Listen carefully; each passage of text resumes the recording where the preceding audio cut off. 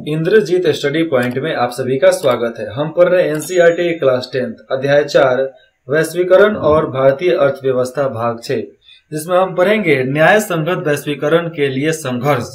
कि न्याय संगत हमें वैश्वीकरण में मौका मिले उसके लिए कैसे कैसे संघर्ष किए गए थे, यहाँ पर चलिए जानते हैं। उपयुक्त प्रमाण यह संकेत करते हैं कि वैश्वीकरण सभी के लिए लाभप्रद नहीं रहता, मतलब वैश्वीकरण हर किसी के लिए लाभ नहीं मिलता है। जैसे में शिक्षित, कुशल और संपन्न लोगों ने वैश्वीकरण से मिले नए अवसरों का सर्वोत्तम उपयोग किया है, उनको लाभ होगा।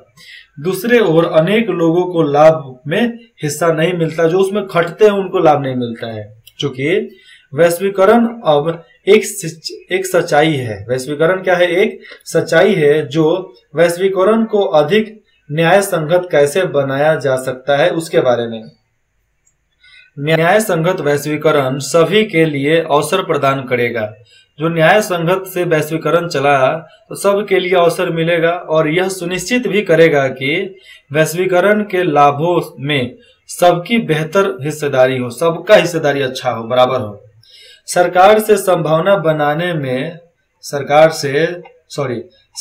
इसको संभव बनाने में महत्वपूर्ण भूमिका निभा सकती है। जैसे में इसकी नीतियों को केवल धनी और प्रभावशाली लोगों को ही नहीं बल्कि देश के सभी लोगों के हितों का संरक्षण करना चाहिए। सब लोग इसमें व्यापक तौर पर आगे बढ़े। आपने सरकार द्वारा किए जाने वाले कुछ उपायों के बारे में पढ़ा होगा। जैसे सरकार यह सुनिश्चित कर सकती है कि श्रमिक कानूनों का उचित कार्यान्वयन, मतलब उसके लिए किया जाए, कार्य हो और श्रमिकों को अपने अधिकार मिले, हर श्रमिक लेबर को अपना अधिकार मिले। यह छोटे उत्पादकों को कार्य निष्पादन में सुधार के लिए उस समय तक मदद कर सकती है जब तक वे प्रतिस्पर्धा के लिए सक्षम न हो जाए।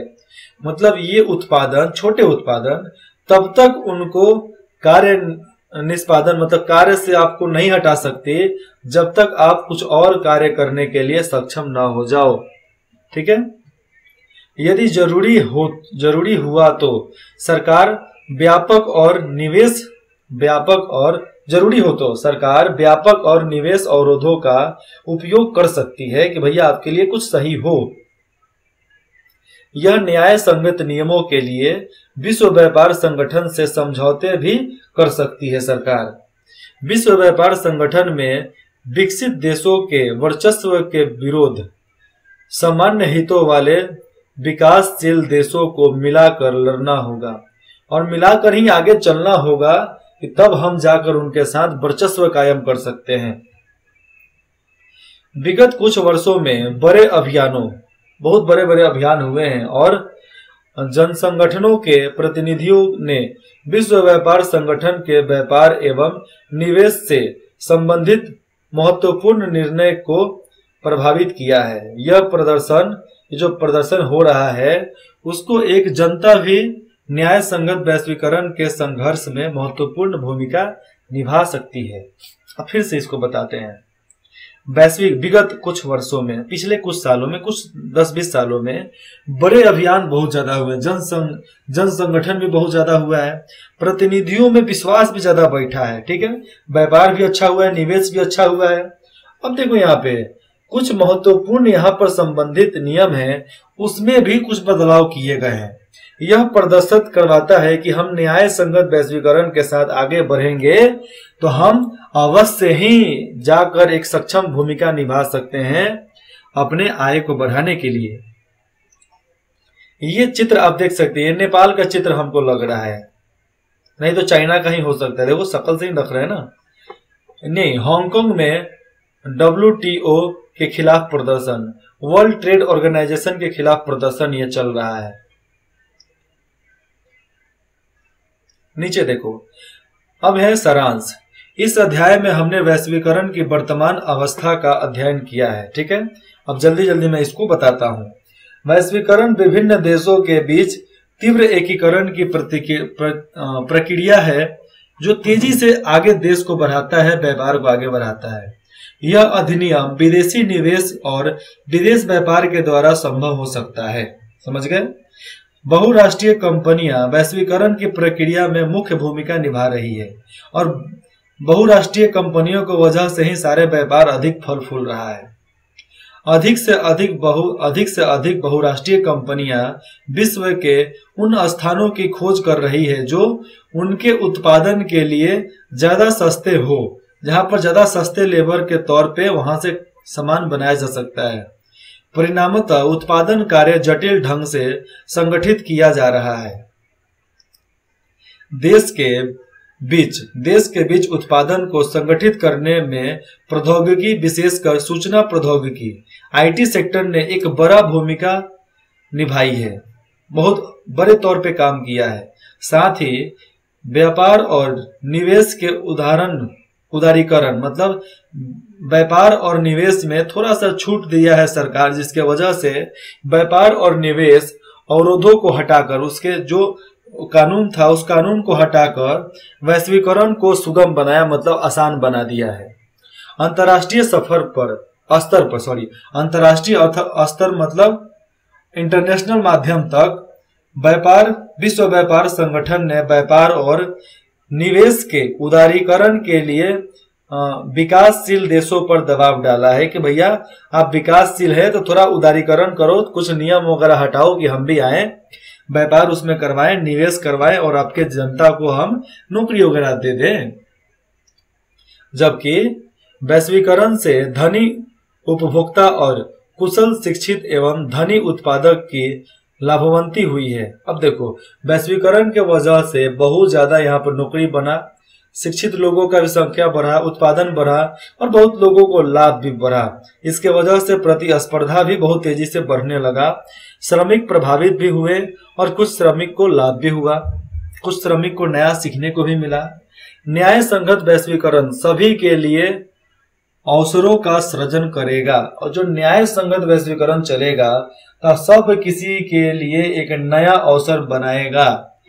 यह भी सुनिश्चित करेगा कि वैश्वीकरण के लाभों में सभी की बेहतर हिस्सेदारी हो, सब किसी को बेहतर हिस्सेदारी वहां पर मिले।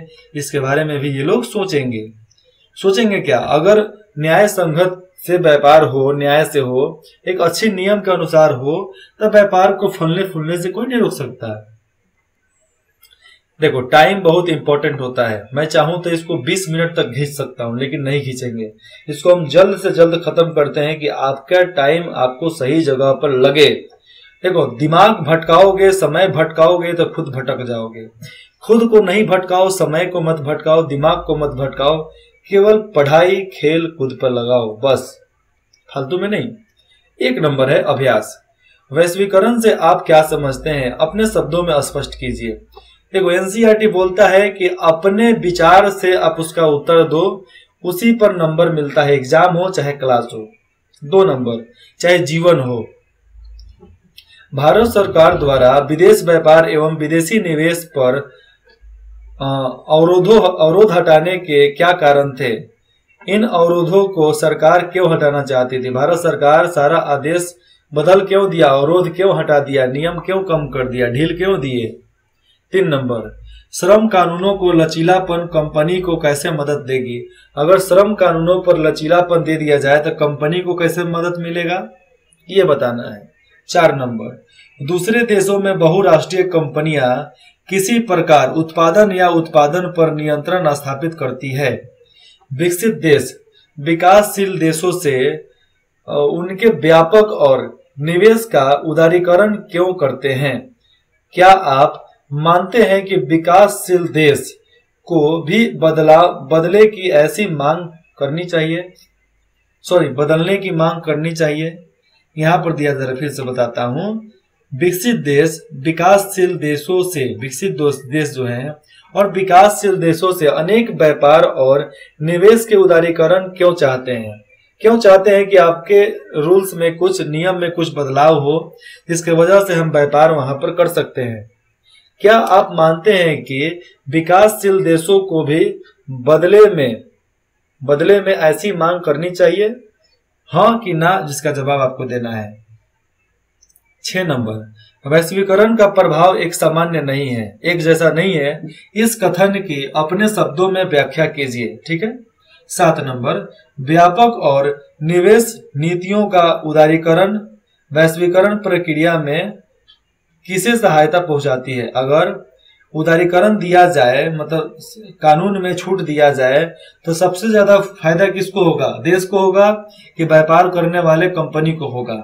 8 नंबर, विदेश व्यापार विभिन्न देशों के बाजारों के एकीकरण में किस प्रकार मदद करता है? यह दिए गए उदाहरण से भिन्न उदाहरण सहित व्याख्या कीजिए। मतलब जो उदाहरण दिया गया है किताब में, उसके अलावा दूसरा उदाहरण से आपको बनाना है कि वैश्वीकरण से एकीकरण जो हो रहा है, वैश्वीकरण के वजह से, इसके वजह से क्या एकीकरण किस प्रकार मदद करेगा व्यापार को बढ़ाने में। 9 नंबर, वैश्वीकरण विश्व में जारी रहेगा। क्या आप कल्पना कर सकते हैं कि आज से 20 वर्ष बाद विश्व कैसा होगा? सोच सकते हैं? नहीं सोच सकते हैं। 10 नंबर, मान लीजिए कि आप दो लोगों को तर्क करते हुए पाते हैं कि बात कर रहे हैं।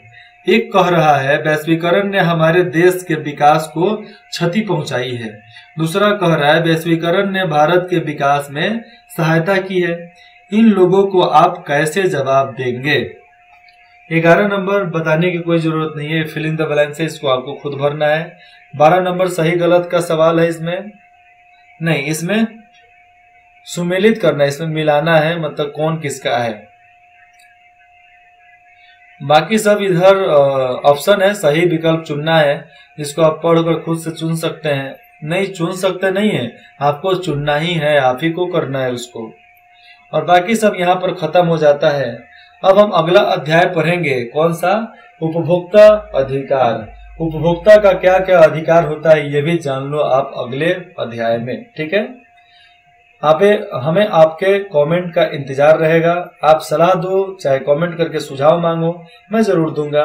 इंद्रजीत स्टडी पॉइंट की पूरी टीम आपके निगरानी में ही रहती है कि आप कब क्या कर रहे हो। 24 घंटा के अंदर ही आपको रिपोर्ट दे दिया जाता है, रिप्लाई मिल जाएगा। इंद्रजीत स्टडी पॉइंट में जुड़ने के लिए आप सभी का बहुत बहुत धन्यवाद।